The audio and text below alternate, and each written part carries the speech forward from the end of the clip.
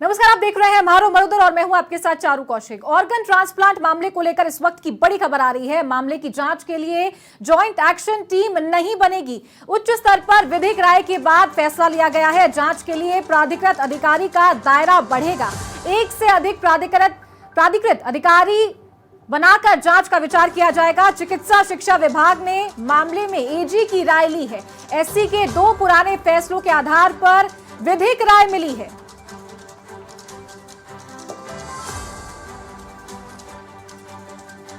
तो organ transplant मामले को लेकर इस वक्त की बड़ी खबर आ रही है। मामले की जांच के लिए जॉइंट एक्शन टीम नहीं बनाई जाएगी। उच्च स्तर पर विधिक राय के बाद यह फैसला लिया गया है। जांच के लिए प्राधिकृत अधिकारी का दायरा बढ़ाया जाएगा। एक से अधिक प्राधिकृत अधिकारी बनाकर जांच का विचार किया जाएगा। तो ऑर्गन ट्रांसप्लांट मामले को लेकर इस वक्त की बड़ी खबर आपको बता दें। लगातार इस मामले को लेकर प्रशासन गंभीर है और अब मामले की जांच के लिए जॉइंट एक्शन टीम नहीं बनाई जाएगी। उच्च स्तर पर विधिक राय के बाद यह फैसला लिया गया है। जांच के लिए प्राधिकृत अधिकारी का दायरा बढ़ाया जाएगा। एक से अधिक प्राधिकृत अधिकारी बनाकर जांच का विचार किया जाएगा। चिकित्सा शिक्षा विभाग ने मामले में एजी की राय ली है। साथ ही एससी के 2 पुराने फैसलों के आधार पर विधिक राय मिली है। तो ऑर्गन ट्रांसप्लांट मामले को लेकर फर्जी एनओसी जारी करने के मामले में अब तक कई अस्पतालों पर गाज गिर चुकी है। EHCC, Manipal hospital, Fortis hospital, ये सभी अब कार्रवाई की रडार पर हैं। ज्यादा जानकारी के साथ सहयोगी सतवीर सिंह का रुख करते हैं। सतवीर, जॉइंट एक्शन कमेटी अब नहीं बनाई जाएगी, लेकिन जो अधिकारी हैं उनकी जांच का जो दायरा है वो बढ़ाया जाएगा। किस तरीके से और किन चीजों को देखते हुए ये निर्णय लिया गया है?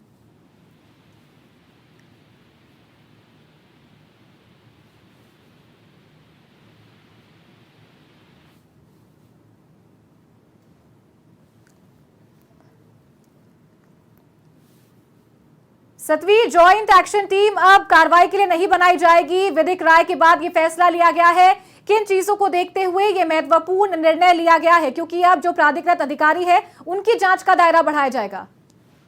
जी देखिए, बिल्कुल जिस तरीके से ऑर्गन ट्रांसप्लांट जो फर्जी एनओसी मामला है उसमें लगातार कहीं ना कहीं चीजें निकलती हुई यहाँ पर सामने आ रही है। जिस तरीके से अस्पतालों के जो रिकॉर्ड खंगाले गए थे उसके बाद में उनका जो ट्रांसप्लांट लाइसेंस है वो भी निरस्त किया गया था। जिस तरीके से जो अनियमितताएं मिली थी उसके बाद में ऑर्गन ट्रांसप्लांट के हाई लेवल मामले के अंदर अब जांच के लिए जो एसआईटी है वो नहीं बनेगी। और ऐसे में माना जाता है कि शिक्षा विभाग को एडवोकेट जनरल की जो विधिक राय है वो मिली है।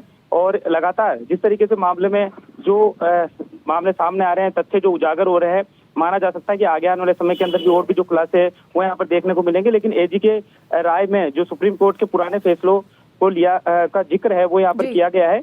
ऐसे में अब जांच को गति देने के लिए दूसरे विकल्प पर जो विचार है वो यहाँ पर किया जा रहा है। और माना जा सकता है कि जिस तरीके से जो पूरा मामला सामने आया है उसके बाद में कहीं ना कहीं आज भी एसएमएस अस्पताल में भी जो मीटिंग है वो भी यहाँ पर हुई थी, जिसमें भी जो लगातार जो मीटिंग की कमेटी द्वारा मीटिंग नहीं करने की बातें सामने आई थी, उसके बाद में लगातार जो कमेटी द्वारा मीटिंग है वो भी यहाँ पर की जा रही है। और अब बड़ी खबर यहाँ पर जिस तरीके सामने आ रही है कि ऑर्गन ट्रांसप्लांट के मामलों के अंदर जांच के लिए जो एसआईटी है वो नहीं बनेगी। सतवीर, अगर बात करें जो प्राधिकृत अधिकारी है उनकी जांच का दायरा बढ़ाया जाएगा, तो मतलब और किस तरीके से उन्हें छूट दी जाएगी ताकि वो जो कार्रवाई है वो अपने बिहाफ पर, अपने बेसिस पर कर पाएंगे?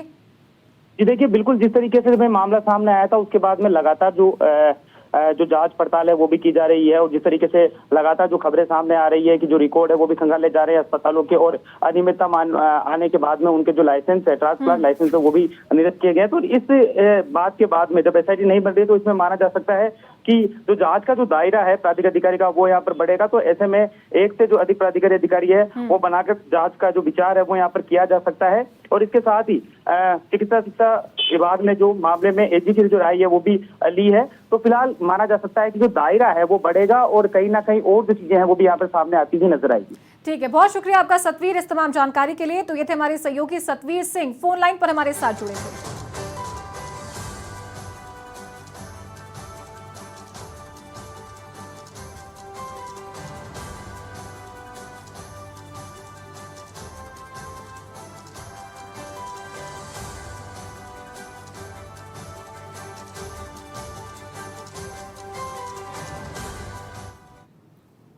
और अब बात करेंगे चुनावी महाभारत की।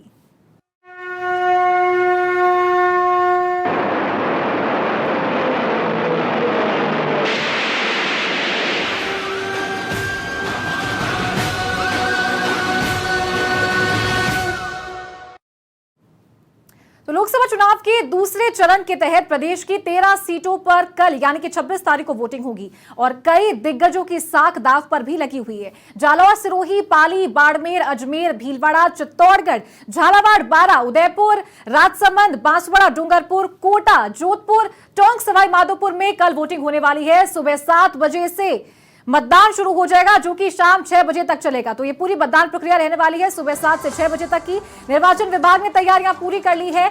13 लोकसभा क्षेत्रों में 28,758 बूथों पर कल मतदान होगा। 1,72,000 से अधिक कर्मचारी मतदान संपन्न करवाएंगे, सफलतापूर्वक संपन्न करवाएंगे। 82,000 से अधिक सुरक्षाकर्मी तैनात किए जाएंगे। साथ ही 2 करोड़ 80 लाख वोटर्स कल 152 प्रत्याशियों के भाग्य का फैसला करेंगे।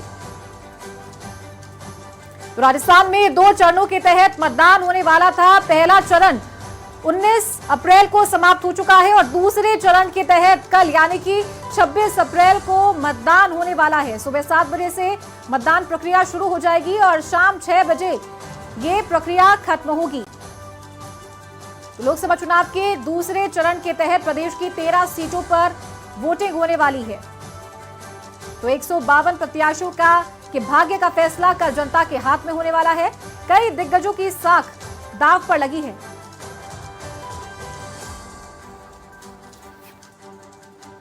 तो पहले चरण के तहत राजस्थान की 12 सीटों पर मतदान हुआ था 19 अप्रैल को और अब जो शेष सीटें हैं यानी कि जो 13 सीटें हैं उन पर 26 तारीख को यानी कि कल सुबह 7 बजे से वोटिंग शुरू हो जाएगी। तो प्रदेश की 13 सीटों पर कल वोट डाले जाएंगे। नेताओं के भाग्य का फैसला कल जनता के हाथ में होगा। जालौर, सिरोही, पाली, बाड़मेर, अजमेर, भीलवाड़ा, चित्तौड़गढ़, झालावाड़, बारां, उदयपुर, राजसमंद, बांसवाड़ा, डूंगरपुर, कोटा, जोधपुर, टोंक, सवाई माधोपुर में कल वोटिंग होने वाली है। सुबह 7 बजे से मतदान प्रक्रिया शुरू हो जाएगी और इसी के साथ आज जो सभी मतदान दल हैं जो सफलतापूर्वक शांतिपूर्ण तरीके से मतदान को संपन्न करवाएंगे उन सभी मतदान दलों को रवाना कर दिया है जो कि अपने अपने बूथ पर पहुंच चुके हैं। निर्वाचन विभाग ने अपनी पूरी कमर कस ली है, तैयारियां भी पूर्ण हैं। 13 लोकसभा क्षेत्रों में 28,758 बूथों पर कल मतदान होगा और इसी के साथ 1,72,000 से अधिक कर्मचारी मतदान करवाएंगे। 82,000 से अधिक सुरक्षा कर्मी तैनात किए गए हैं।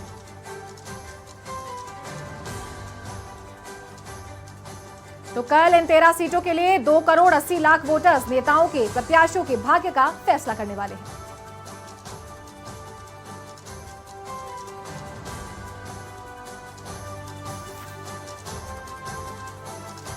और चलिए सीधा रुख करते हैं जोधपुर का, क्योंकि जोधपुर में भी कल प्रत्याशी का फैसला जनता के हाथ में है। क्या कुछ तैयारियां भूपेंद्र, मतदान दल रवाना कर दिए गए थे, सभी अभी अपने बूथों पे पहुंच चुके हैं।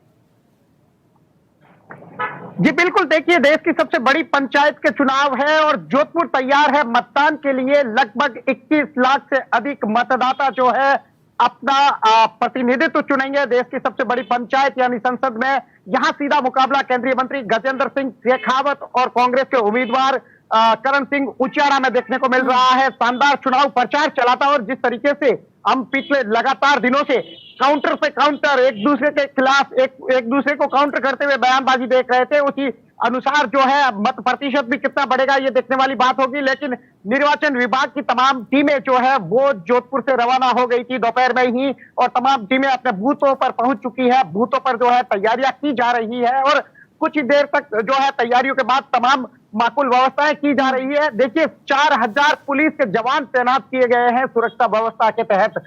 जोधपुर के अलावा आसपास के जिलों से अतिरिक्त जाब्ता जोधपुर पुलिस को मिला है। उसके अलावा अर्धसैनिक बलों की टुकड़ियां मिली है जिनमें हिमाचल पुलिस शामिल है, बीएसएफ शामिल है, बॉर्डर होमगार्ड की टीमें शामिल है और साथ ही होमगार्ड के जो है जवान वो शामिल है। तो तमाम तैयारियां जोधपुर में पूरी है। 2100 लगभग 2150 से अधिक बूथ जो है बनाए गए हैं और उनमें जो है लगभग 15,500 से अधिक कर्मचारी जो है शांतिपूर्ण मतदान करवाने के लिए जो मतदान दलों के साथ रवाना हुए हैं। तो एक तमाम तैयारियां कर ली गई है। देखिए, वेबकास्टिंग होगी जिन केंद्रों पर जो है संवेदनशील या अतिरिक्त संवेदनशील केंद्र है वहां वेबकास्टिंग होगी। उसके अलावा वो केंद्र जो अति संवेदनशील है वहां सशस्त्र जवान तैनात होंगे, अर्धसैनिक बल तैनात होंगे। देखिए, बूथों के बाहर की जो व्यवस्था है वो अर्धसैनिक बल और पुलिस के जवान देखेंगे और अंदर जो है निर्वाचन विभाग की टीमें मतदान करवाएगी। क्योंकि गर्मी का मौसम है, गर्मी का तापमान देखिए लगभग 44 डिग्री तक पहुंच चुका है। हालांकि मौसम विभाग ने कल जो है कुछ अच्छे संकेत दिए हैं कि बूंदाबांदी हो सकती है, हवाएं चल सकती है। इससे काफी उम्मीदें हैं कि लोग घरों से बाहर निकलेंगे और जिस तरीके से पहले चरण में मतदान देखने को मिला था कम, और अब उम्मीद है कि इस दूसरे चरण में एक अच्छा मतदान होगा। हालांकि व्यवस्थाएं की गई है, पानी की व्यवस्था की गई है, चाव की व्यवस्था की गई है। उसके अलावा देखिए एक शानदार व्यवस्था इस बार ये की गई है कि 8 प्रत्येक विधानसभा में ऐसे बूथ बनाए गए हैं जहां जो मतदान की तमाम प्रक्रिया है वो महिलाएं संभालेगी। यानी कि महिला जो है मतदान कर्मी होंगे वो 8 बूथों पर तैनात रहेंगे। इन बूथों को नाम दिया गया है पिंक बूथ। उनके अलावा प्रत्येक विधानसभा में एक बूथ ऐसा होगा जहां दिव्यांग जो है प्रत्येक व्यवस्था संभालेगा। तो एक शानदार व्यवस्था निर्वाचन विभाग की तरफ से की गई है। पानी की व्यवस्था होगी, हवा की व्यवस्था होगी ताकि किसी तरह की जो है कर्मचारियों को परेशानी नहीं हो। और उसके अलावा बड़ी बात एक चीज देखिए, निर्वाचन विभाग इस बार जो है अपनी टीमें जिन्हें रवाना कर रही है उनसे फीडबैक लेगी। 3 फीडबैक लिए जाएंगे निर्वाचन विभाग की तरफ से। आज जिस तरीके से टीमें रवाना हुई उन्हें किसी तरह की परेशानी हुई या नहीं हुई। दूसरा फीडबैक जहां वो मतदान करवा रहे हैं वहां रुकने में उन्हें कोई परेशानी हुई या नहीं हुई। और तीसरी, वो जब टीमें वापस पहुंचेगी, जब अपना ईवीएम जमा करवाएगी तो वो किस तरीके से जमा हुआ। तो ये फीडबैक निर्वाचन विभाग लेगा ताकि इन व्यवस्थाओं को और दुरुस्त किया जा सके अगले चुनाव में। तो जोधपुर तैयार है, जोधपुर के लोग तैयार है। तमाम लोगों ने मतदान की अपील की है। जिला कलेक्टर, पुलिस कमिश्नर या जो है संभाग के आईजी है, उन तमाम लोगों ने जो है लोगों से अपील की है कि अधिक से अधिक मतदान करें। और हम भी जो है सभी लोगों से यही अपील करते हैं कि अधिक से अधिक संख्या में बाहर आए, मतदान करें। पहले मतदान फिर जलपान। जी भूपेंद्र, एक और बात आपसे जानना चाह रहे थे कि जिस तरीके से पहले चरण के तहत कम वोटिंग हुई है, वोटिंग प्रतिशत कम रहा, उसको लेकर पार्टियों ने क्या खास तैयारियां की है? बूथ मैनेजमेंट को लेकर पार्टियां क्या कुछ खास कर रही है? कुछ अलग तस्वीर देखने को मिली जोधपुर में? जी देखिए, बूथ पर जो है प्रत्येक व्यक्ति, दोनों ही पार्टियां, देखिए सीधा सा फंडा है लोकतंत्र में, जिसने बूथ जीता उसने चुनाव जीता। तो बीजेपी ने जो है पन्ना प्रमुखों तक की व्यवस्था की है। अपने यहाँ जो है पन्ना प्रमुख लगाए, यानी 30 वोटरों पर एक व्यक्ति को जिम्मेदारी सौंपी गई है कि अपने पड़ोसी का मतदान करवाएं, उसके जो है पड़ोसी है उसका भी मतदान करवाएं। तो वहीं कांग्रेस ने भी जो है अपने तमाम जो सदस्य है, अपने जो तमाम बूथ लेवल के सदस्य है उन्हें तैनात किया है ताकि अधिक से अधिक मतदान करवाया जा सके। निर्वाचन विभाग ने तो अपनी तरफ से तैयारियां की है। उसके अलावा देखिए बीएलओ जो है घर घर पहुंचे हैं, उन्होंने पर्चियां दी है ताकि आपको पर्ची के लिए परेशानी नहीं हो। आपका फोटो लगाया उस पर्ची पर, आपका फोटो का मिलान किया जाएगा। जिला निर्वाचन अधिकारी ने आज एक अच्छी बात यह भी कही कि जिस तरीके से काफी बार शिकायतें मिलती है कि फर्जी मतदान होता है, तो इस बार ठीक है। बहुत शुक्रिया आपका भूपेंद्र इस तमाम जानकारी के लिए। तो ये थे हमारे सहयोगी भूपेंद्र बिश्नोई, जोधपुर से हमारे साथ फोन लाइन पर जुड़े थे। पूरी जानकारी उन्होंने दी है कि किस तरीके से लोगों में उत्साह है और क्या कुछ मैनेजमेंट निर्वाचन विभाग के द्वारा किया गया है। और अब सीधा रुख करते हैं उदयपुर का। रवि मल्होत्रा हमारे सहयोगी हमारे साथ जुड़ गए हैं। रवि, उदयपुर में क्या कुछ खास तैयारियां देखने को मिल रही है निर्वाचन विभाग के द्वारा, सभी मतदान दलों के द्वारा, क्योंकि पोलिंग बूथ पर पहुंच चुके हैं सभी मतदान दल? जी बिल्कुल, देखिए पोलिंग बूथ तक जो है जितने भी जो मतदान दल है वो पहुंच चुके हैं। सुबह जिस तरीके से जो अंतिम जो प्रशिक्षण था वो यहाँ पर दिया गया था, जो निर्वाचन अधिकारी हैं अरविंद पोसवाल, जिला कलेक्टर है, वो यहाँ पर पहुंचे थे। उन्होंने व्यवस्थाओं का जायजा लिया। उसके बाद में जो ईवीएम्स है उनके अलावा जो जरूरी सामग्री, चाहे स्टेशनरी हो, जो भी जो है एक मतदान के लिए जो जरूरी चीजें हैं वो लेकर जो है यहाँ पर मतदान कर्मी जो है अपने अपने बूथ के लिए निकल चुके थे। उसके बाद में जो है अब क्योंकि शाम ढल चुकी है, ऐसे में जितने भी जो दल है वो अब अपने गंतव्य तक पहुंच गए हैं। अब वो सुबह की तैयारी में लग गए हैं क्योंकि 7 बजे जो है यहाँ मतदान की जो प्रक्रिया है वो शुरू होने वाली है। क्योंकि अगर हम उदयपुर की हम बात करें, उदयपुर संसदीय क्षेत्र में जिस तरीके से 22 लाख से भी जो ज्यादा है वो मतदाता यहाँ पर, अगर हम पुरुषों की अगर हम यहाँ पर बात करें तो ये करीब जो है 11,33,000 है। तो वहीं महिलाएं जो है वो भी लगभग जो है 10 लाख से भी ज्यादा है। तो ऐसे में करीब बराबर प्रतिशत है। ऐसे में जो 19 जो है वो ट्रांसजेंडर मतदाता है वो यहाँ पर जो है मतदान यहाँ पर करने वाले हैं। कई सौ है, हजारों की संख्या में यहाँ पर बूथ बने हुए हैं। उसके अंदर जो 8वीं विधानसभा है उसके लिए मतदान जो दल है वो यहाँ पर जो है पहुंच चुके। इससे पहले की जो तस्वीर जिस तरीके से, क्योंकि आप देखिए कि घर घर जो है मतदान है वो भी यहाँ पर हुआ था, तो कई जो दूरस्थ इलाके थे वहां पर भी जाकर जो है मतदान जो है उनसे करवाया गया था। किस तरीके से जो होम वोटिंग थी उस पर भी जो काफी अच्छा जो है यहाँ पर जो लोगों का जो रुझान था वो यहाँ पर देखा गया, क्योंकि रवि देखिए पहले चरण का जो मतदान हुआ था उसके बाद निर्वाचन विभाग किस तरीके से मुस्तैद नजर आया, क्योंकि कुछ वोटिंग प्रतिशत कम रहा था, क्या कुछ और तैयारियां की गई, किस तरीके से और मतदाताओं को जागरूक किया गया? देखिए स्वीप की जो गतिविधियां हैं वो लगातार यहाँ पर चल रही है, क्योंकि पहली बार जो प्रतिशत था वो कुछ काफी यहाँ पर कम रहा था, जिस तरीके से 60 से 66% का जो है रहा था। इसमें अब क्योंकि अब जो मतदान होने वाले हैं तो उनको बढ़ाने के लिए आप देखिए कि मतदान की अपील लगातार जो है यहाँ पर की जा रही है। उसके अलावा जो खुद निर्वाचन अधिकारी उन्होंने यहाँ पर अपील की है, जो पुलिस एसपी है उन्होंने यहाँ पर अपील की है। उसके अलावा जो है कई लोगों को यहाँ पर जोड़ा गया है। चलिए बहुत शुक्रिया आपका रवि इस तमाम जानकारी के लिए। तो ये थे हमारे सहयोगी रवि मल्होत्रा उदयपुर से हमारे साथ लाइव जुड़े थे और इन्होंने बताया है क्या कुछ तैयारियां इस वक्त उदयपुर में देखी जा रही है। लोकसभा चुनाव में दूसरे चरण के मतदान से पहले मुख्यमंत्री भजनलाल शर्मा ने पूरी समीक्षा की है। सीएम भजनलाल शर्मा ने बीजेपी मुख्यालय में लगभग 5 घंटे तक चुनावी चर्चा की, जिसमें दूसरे चरण में मतदान बढ़ाने पर फोकस रहा। इस दौरान लोकसभा सीटों पर भी आला नेताओं को फोन कर जिम्मेदारी दी गई है और इसके बाद मुख्यमंत्री ने बीजेपी मुख्यालय में हर विभाग में पहुंचकर काम का जायजा भी लिया और सभी विभागों के कार्यकर्ताओं से भी मुलाकात की। मुख्यमंत्री भजनलाल शर्मा ने कहा कि बीजेपी राजस्थान में सभी 25 सीटें जीतेगी। भारत और राजस्थान को विकसित बनाने की कल्पना को पीएम मोदी पूरा करेंगे। मुख्यमंत्री ने पूर्व मुख्यमंत्री के ओएसडी के खुलासे पर भी कांग्रेस को घेरा और कहा कि अशोक गहलोत के ओएसडी ने जो खुलासा किया है, राजनीति में हम कैसा करते हैं ये सबके सामने है। जनता भ्रष्टाचार, पेपर लीक और तुष्टीकरण का जवाब देना चाहेगी।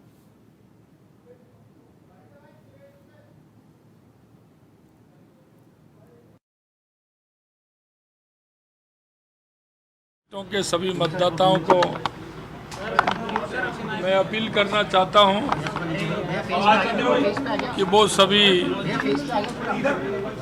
ज़्यादा से ज़्यादा मतदान करें और मैं आपसे कहना चाहता हूं कि 19 अप्रैल को जो 12 लोकसभाओं के चुनाव हुए थे उसमें बहुत बड़े बहुमत के साथ भारतीय जनता पार्टी जीतने वाली है। कांग्रेस के कई ऐसे पोलिंग बूथ आप लोगों ने भी देखे होंगे, कई लोगों ने देखे हैं, जहां पर कोई एक व्यक्ति भी टिका नहीं है, बैठा नहीं है, न कोई अपील कर रहा है, न कुछ कर रहा है।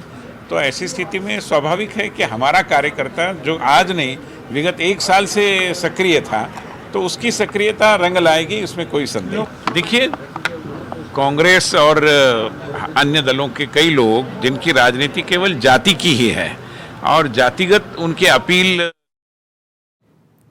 लोकसभा चुनाव के लिए दूसरे चरण के लिए शुक्रवार को मतदान है। मिशन 25 को साधने के लिए राजस्थान के सीएम भजनलाल शर्मा ने एड़ी चोटी का जोर लगा दिया है। लोकसभा चुनाव में सीएम भजनलाल शर्मा ने ताबड़तोड़ चुनावी सभाएं कर बीजेपी प्रत्याशियों के समर्थन में वोट देने की अपील की है। तो वहीं सीएम भजनलाल ने प्रदेश में 25 की 25 सीटें जीतकर लगातार तीसरी बार हैट्रिक बनाने का भी दावा किया है। पेश है एक खास रिपोर्ट। किसी शायर ने कहा है, निगाहें निगाहों से मिलाकर तो देखो, नए लोगों से रिश्ता बनाकर तो देखो, जो है अपने दिल में उसे कर दो बयां, खुद को कभी जताकर तो देखो, आसमां भी सिमट जाएगा आपके आगोश में, कभी चाहत की बाहें फैलाकर तो देखो। सीएम भजनलाल शर्मा ने कुछ इसी तर्ज पर लोकसभा चुनाव के रण की चुनौती को स्वीकार किया और सबसे पहले पार्टी लाइन से अलग चल रहे चंद्रभान आख्या, बाबू सिंह राठौड़ और मानवेंद्र सिंह जसोल को एक जाजम पर बैठाकर पार्टी को एक सूत्र में पिरोकर अपनी राजनीतिक कुशलता का परिचय दिया। राजस्थान के सियासी संग्राम में सोशल इंजीनियरिंग के महारथी सीएम भजनलाल शर्मा ने चुनाव से पहले कई सियासी दिग्गजों को न सिर्फ पार्टी की मुख्यधारा में लाने का प्रयास किया बल्कि आमजन से भी भरपूर समर्थन जुटाया। इसी दौरान चुनावी मिशन के तहत सीएम भजनलाल प्रदेश की जनता का समर्थन पाने के लिए अपनी बाहें फैलाकर निकल पड़े और इस सफर में उन्होंने पीएम मोदी के साथ 8 चुनावी सभाएं की। इसके अलावा केंद्रीय मंत्री अमित शाह के साथ 2 सभा और एक रोड शो कर सीएम ने भाजपा प्रत्याशियों के लिए सियासी पिच तैयार की। इसके साथ ही सूबे के मुखिया ने अकेले ही प्रदेश में 35 सभाएं और 8 रोड शो कर डाले नतीजा रहा कि इन जनसभाओं और रोड शो के जरिए जनता के दरबार में पहुंचे पार्टी प्रत्याशियों को भी भरपूर प्यार मिला और ज्यादातर लोकसभा क्षेत्रों में पार्टी की राह आसान हुई। विधानसभा चुनाव के कुछ महीनों बाद ही लोकसभा चुनावों में मिशन 25 को लेकर सीएम भजनलाल शर्मा जुट गए। सबसे पहले सीएम भजनलाल ने नाराज चल रहे बीजेपी के नेताओं को एकजुट किया। वहीं लोकसभा चुनाव से पहले कांग्रेस के कई दिग्गज नेताओं को बीजेपी में शामिल करा लिया, जिससे कई लोकसभा सीटों पर जीत को आसान बना दिया। सीएम भजनलाल शर्मा ने पार्टी की जीत के लिए जमकर पसीना बहाया है। बहरहाल देखने वाली बात ये होगी कि सीएम भजनलाल की सभाओं और रोड शो में उमड़ने वाली भीड़ वोटों में कितना कन्वर्ट हुई, इसका खुलासा तो 4 जून को होगा। मनोज शर्मा, समाचार प्लस, जयपुर। राजस्थान की 12 लोकसभा सीटों पर हुए चुनाव में मत प्रतिशत कम रहा, जिसके बाद भाजपा को अपने परंपरागत अंदाज में आना पड़ा। दूसरे चरण के प्रचार में इस बार मुस्लिम, मंगलसूत्र, पत्थरबाज और हनुमान चालीसा की एंट्री हुई। देखिए ये खास रिपोर्ट।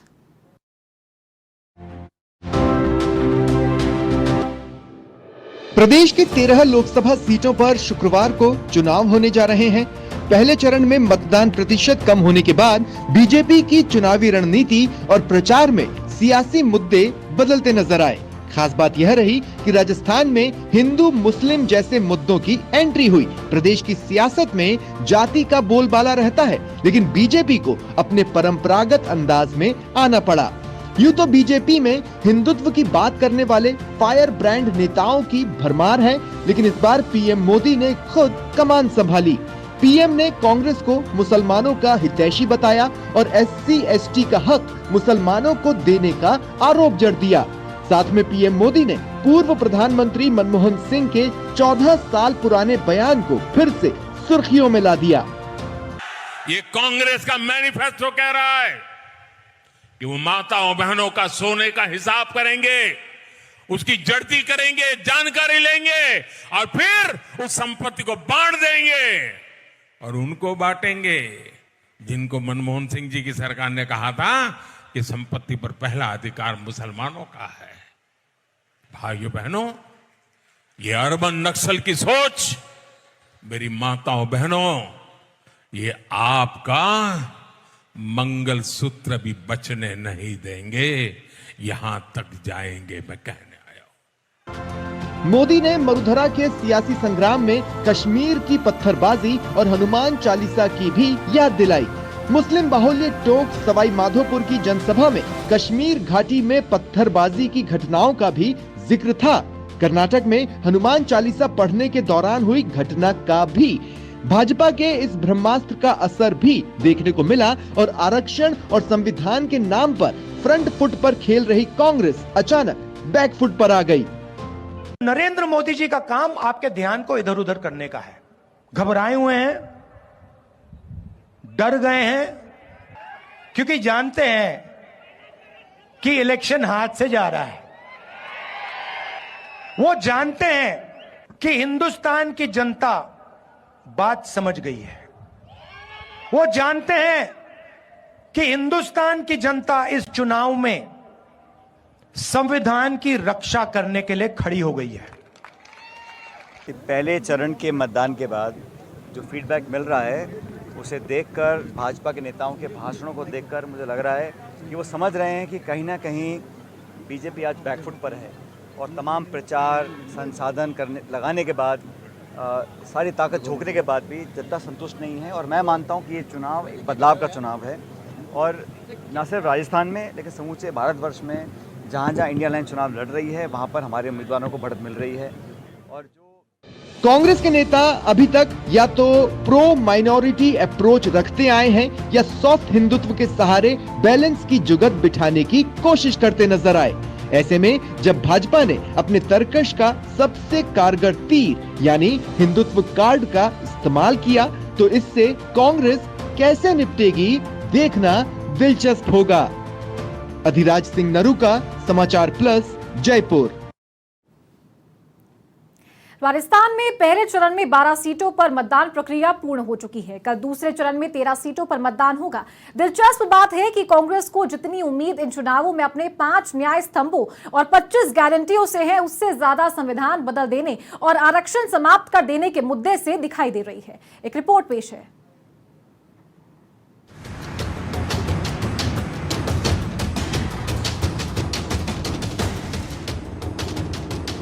कांग्रेस पार्टी इस बार प्रदेश की 25 में से 22 सीटों पर राजस्थान में चुनाव लड़ रही है।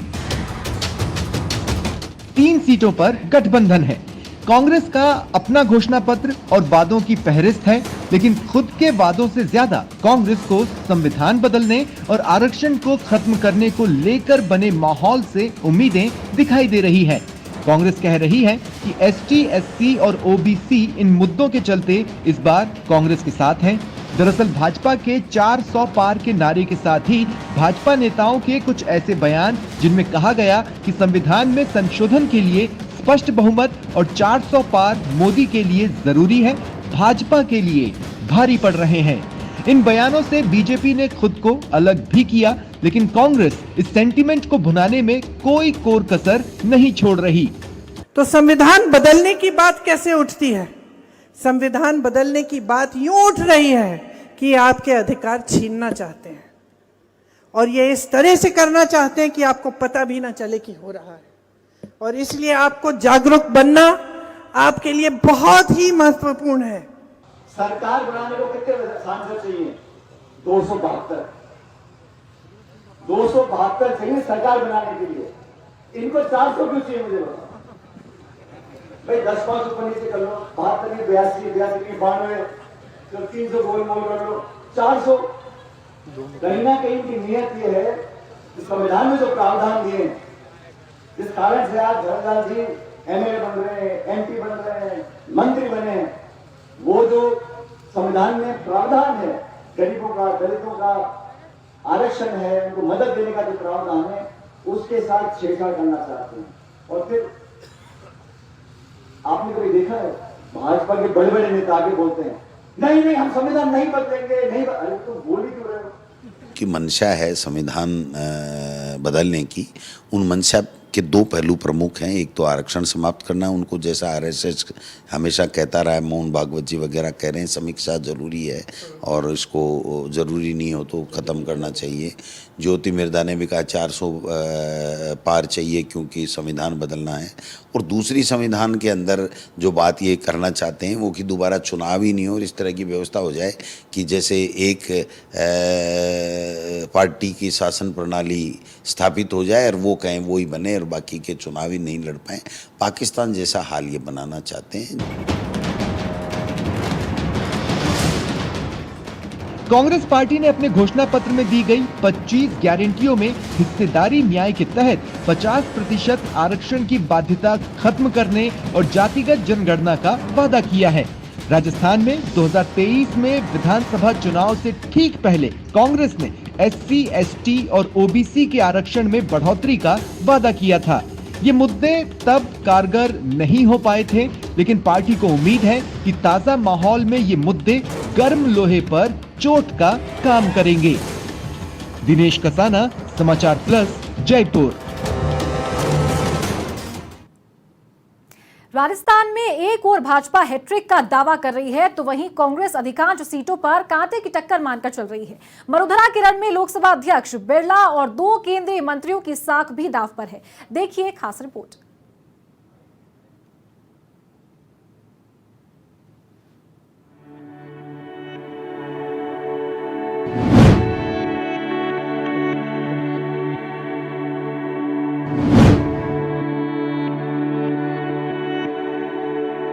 प्रदेश में दूसरे चरण के तहत जालोर, सिरोही, पाली, बाड़मेर, जैसलमेर, अजमेर, भीलवाड़ा, चित्तौड़गढ़, झालावाड़, बारां, उदयपुर, राजसमंद, बांसवाड़ा, डूंगरपुर, कोटा, जोधपुर, टोंक, सवाई माधोपुर में शुक्रवार को मतदान होगा। अधिकांश सीटों पर इस बार का चुनाव काफी रोचक है।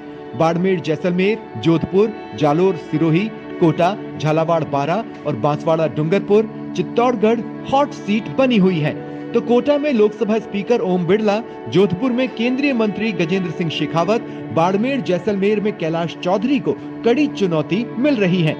बाड़मेर जैसलमेर लोकसभा सीट त्रिकोणीय मुकाबले में फंसी हुई है। दांव पर दिग्गजों की साख, कड़े मुकाबले में फंसे दोनों केंद्रीय मंत्री। जोधपुर में गजेंद्र सिंह शेखावत को कड़ी चुनौती, त्रिकोणीय संघर्ष में फंसे केंद्रीय मंत्री कैलाश चौधरी।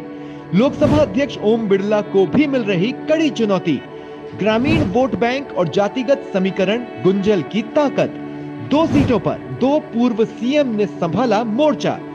पूर्व सीएम गहलोत ने बेटे वैभव के लिए संभाला मोर्चा। पूर्व सीएम राजे के बेटे दुष्यंत सिंह फिर दिखा रहे मजबूती। भीलवाड़ा में कांग्रेस से सीपी जोशी तो चित्तौड़गढ़ में बीजेपी प्रदेश अध्यक्ष सीपी जोशी की प्रतिष्ठा दांव पर है। टोंक सवाई माधोपुर सीट पर कांग्रेस अपनी स्थिति मजबूत मानकर चल रही है। बांसवाड़ा डूंगरपुर में कांग्रेस ने बीएपी को समर्थन दिया, लेकिन कांग्रेस उम्मीदवार चुनाव मैदान में होने से मुकाबला रोचक है। राजसमंद, पाली, अजमेर, उदयपुर ऐसी सीटें हैं जहां कांग्रेस ने चुनाव प्रचार में भी जोर नहीं दिखाया। दिनेश कसाना, समाचार प्लस, जयपुर।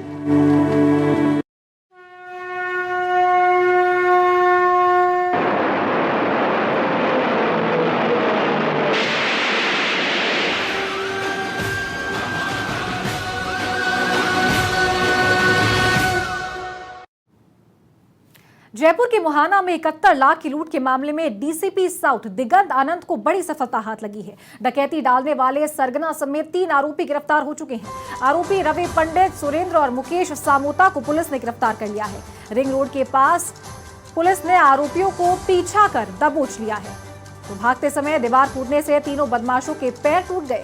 पुलिस ने तीनों बदमाशों को पकड़कर एसएमएस अस्पताल में भर्ती करवाया है।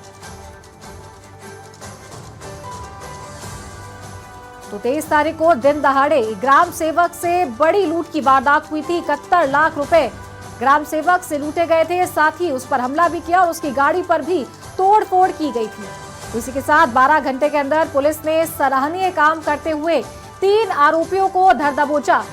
मूंगीतला गांव से इन आरोपियों को धर दबोचा गया और इनके पास से 50 लाख की नकदी भी बरामद कर ली गई। और ज्यादा जानकारी के साथ सहयोगी यादवेंद्र शर्मा का रुख करते हैं। यादवेंद्र, बड़ी सफलता हाथ लगी है, पुलिस को सराहनीय काम किया गया है। किस तरीके से ये पूरी कार्रवाई की गई और इन आरोपियों को पकड़ा गया? देखिए चारू, 3 आरोपियों को कल जो है साउथ जिला पुलिस ने, जो मुहाना थाना पुलिस ने अरेस्ट किया था, जिनसे 50 लाख रुपए की जो नकदी जो थी बरामद कर ली थी। उसके बाद जो मेन सरगना जो हिस्ट्री शीटर थे रवि पंडित और सुरेंद्र और इसके अलावा मुकेश सामोता, ये वो लोग थे जिन्होंने डकैती डाली थी। तो ये आरोपी जो है पुलिस की पकड़ में नहीं थे। ये सभी आरोपी जो है उदयपुर के कोठून चले गए थे, लेकिन पुलिस जो है अपनी तकनीकी चीज की मदद से इन बदमाशों के बारे में पुलिस ने पता लगाया। और चूंकि मानसूर थाने के एक स्पेशल टीम के हेड कांस्टेबल भीम सिंह को जानकारी मिली थी एक बदमाश जो है कोठून में है, उसके बाद एक टीम जो है उदयपुर रवाना की गई। उसके बाद जब इन बदमाशों को लगा कि ये जयपुर से या उदयपुर से जयपुर वापस आए ये लोग, और आने के बाद टैक्सी गाड़ी करके जब यहाँ से रिंग रोड की तरफ आ रहे थे, उसी दौरान मुखबिर से जब सूचना मिली, उसके बाद पुलिस ने घेराबंदी करते हुए इन सभी बदमाशों को गिरफ्त में ले लिया। एक खास बात यह है कि जब ये बदमाश जब भाग रहे थे पुलिस से बचने के लिए, तो रिंग रोड से जो है नीचे कूद गए, जिसके चलते इन तीनों बदमाशों के जो है पैर टूट गए और ये तीनों बदमाश जो है घायल हो गए। हालांकि पुलिस इन सभी बदमाशों को जो है पकड़ करके थाने लेके आई। इसके बाद इन सभी बदमाशों को जो है जयपुरी अस्पताल इलाज के लिए लेकर के आए और यहाँ पर इनके जो मरहम पट्टी जो है इनका इलाज जो है यहाँ पर कराया जा रहा है। उसके बाद इनको गिरफ्तार करके थाने लेकर आया जाएगा। जो प्राइमरी जो जानकारी सामने आई चारू, उसमें यह है कि 50 लाख रुपए तो कल जो है 3 आरोपी से गिरफ्तार कर लिए थे। इसके बाद 3 आरोपी जो है जिसमें रवि पंडित, मुकेश सामोता और सुरेंद्र झावरिया, इन तीनों को जो है गिरफ्तार कर लिए। टोटल डकैती के इस मामले में 6 आरोपी अब तक गिरफ्तार हो चुके हैं। हालांकि इन रवि पंडित से जो बची हुई, जो क्योंकि 20 लाख रुपए की राशि अभी भी बची हुई है, हालांकि पुलिस ने इनके पास से कोई राशि तो बरामद नहीं की है, लेकिन एक मोबाइल जरूर इनसे मिला है। अब इन बदमाशों से पूछताछ की जा रही है। जो राशि जो थी लुटी हुई राशि थी 20 लाख रुपए की, उसको बरामद करने के प्रयास यहाँ पर किए जाएंगे। ठीक है, बहुत शुक्रिया आपका यादवेंद्र इस तमाम जानकारी के लिए। तो ये थे हमारे सहयोगी यादवेंद्र शर्मा, फोन लाइन पर हमारे साथ जुड़े थे।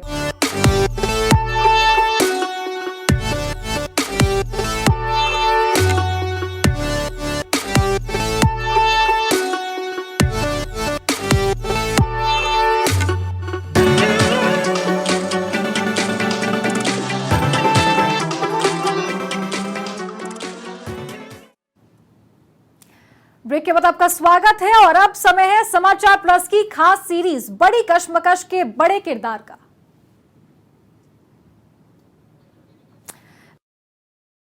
राजनीतिक जीवन ठीक वैसा ही है जैसे चंबल की धार, कई घुमाव है, कई बांध हैं जो उसे रोकने की कोशिश करते हैं, लेकिन उस किरदार ने बहना नहीं छोड़ा और जब वक्त आया और बांध के दरवाजे खुले तो ऐसा वेग दिखा कि कोई रोक ना सका। आज के किरदार है चंबल किनारे वाले ओम बिड़ला।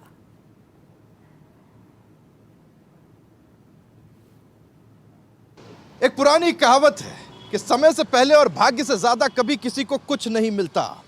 राजनीति में ऐसा ही एक किरदार है जिसने लगातार विधानसभा चुनाव जीते अपनी पार्टी को अपने इलाके में स्थापित करवाया, लेकिन वो कभी हासिल नहीं हुआ जो होना चाहिए था।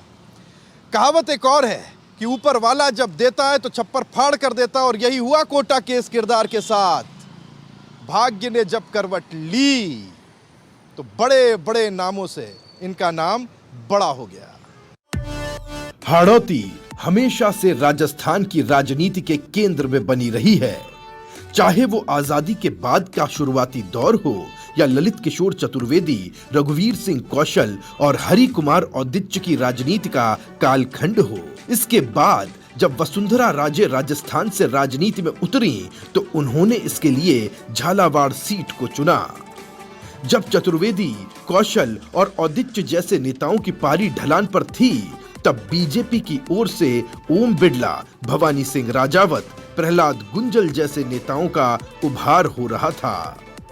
इनमें से ओम बिड़ला को जो राजनीतिक सफलता मिली, ऐसी बिरले ही लोगों को हासिल हो पाती है। ये जानना आपके लिए दिलचस्प हो सकता है कि कोटा में चलने वाले ओम शांति जुमले के दो किरदार 2003 के विधानसभा चुनाव में आमने सामने थे। कोटा दक्षिण सीट से ओम बिड़ला शांति धारीवाल को हराकर विधानसभा पहुंचे।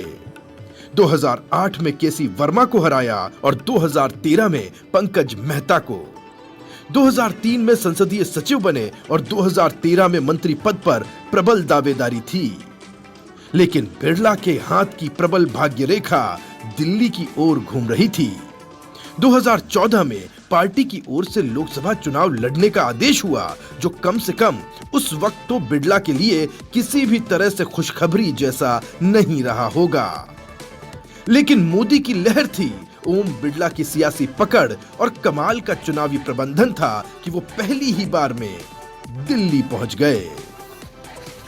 बिड़ला से राजनीतिक प्रतिद्वंदिता रखने वालों की बाँछें खिल गईं। उन्होंने इसे बिड़ला के निपट जाने के तौर पर देखा, लेकिन हुआ कुछ और। बिड़ला ने 2014 में पहली बार लोकसभा में प्रवेश किया और 5 ही साल बाद जब दोबारा वहां पहुंचे तो लोकसभा की सबसे बड़ी कुर्सी बाहें पसार कर उनका इंतजार कर रही थी। दूसरी बार के सांसद बिड़ला की स्पीकर के तौर पर समझ, आत्मविश्वास और गंभीरता हैरान करती है। बिड़ला की संवैधानिक बाध्यता ने भले ही उन्हें ज्यादातर दिल्ली में बांध कर रखा, लेकिन प्रबंधन में कुशल बिड़ला ने पूरे 5 साल कोटा और दिल्ली की दूरी को पाट कर रख दिया। दिल्ली में पार्टी और जात पात से परे जिस तरह से उनके घर के दरवाजे कोटा के लिए खुले रहे और जिस तरह से कोटा के लोगों ने दिल्ली में अपने आप को प्रिविलेज्ड महसूस किया, उसने बिड़ला की लोकप्रियता और प्रभाव के जोड़ को और मजबूत कर दिया। सिर्फ कोटा ही नहीं, देश की राजनीति को पढ़ने वाले भी उलझन में थे कि बिड़ला के करियर का शून्य कब भरेगा। कारण ये कि किसी बड़े नेता की बिड़ला को नजर लग गई, लेकिन किसी को क्या पता था कि देश के सबसे बड़े नेता की बिड़ला पर ऐसी नजर पड़ेगी कि नजरें हट नहीं पाएंगी। कांग्रेस के लिए हाड़ौती में बिड़ला की काट ढूंढना आसान नहीं था, लेकिन लोकसभा चुनाव से ऐन पहले मानो संजीवनी बूटी लिए हुए कांग्रेस में प्रहलाद गुंजल की एंट्री हुई। निसंदेह गुंजल के कांग्रेस से मैदान में आने पर बीजेपी की सामाजिक गणित का गुणा भाग उलझ गया है, लेकिन चुनौतियां गुंजल के सामने भी कम नहीं है। जिसमें सबसे बड़ी चुनौती है, जिस पार्टी का हाथ उन्होंने थामा है, उसके पुराने नेताओं का रवैया, जिसके बारे में कहा जाता है कि वो सार्वजनिक रूप से कुछ और है और बंद कमरों की बातचीत में कुछ और। कोटा में दिलचस्प चर्चा है कि ओम बिरला के लिए कांग्रेस का एक असरदार चेहरा पर्दे के पीछे से काम कर रहा है, तो प्रहलाद गुंजल के लिए ऐसी ही भूमिका हाड़ोती का एक और प्रभावशाली भाजपाई चेहरा निभा रहा है। बिरला के विरोधी लोकसभा का इतिहास खंगाल कर भी खुश हो रहे हैं, ये कहते हुए कि जो स्पीकर रह लिया वो अगला चुनाव नहीं जीतता। लेकिन बिरला के समर्थकों को भरोसा है कि बिरला ने कई रिकॉर्ड तोड़े और बनाए हैं और इस बार भी ऐसा ही होगा। राजनीति के बही खाते को वंशानुगत समझने वाले बिरला को हरा देने की कोशिशें तो कई बार हुई, लेकिन ना कभी वो चुनौतियों से हारे और ना ही कभी सियासत में। एक बार फिर से वो रण क्षेत्र में है और एक बार फिर से चुनौती है वो कर दिखाने की जो अब तक कोई नहीं कर पाया। सहयोगी राहुल अवस्थी और स्वप्निल बैरागी के साथ दीपक व्यास, समाचार प्लस, जयपुर।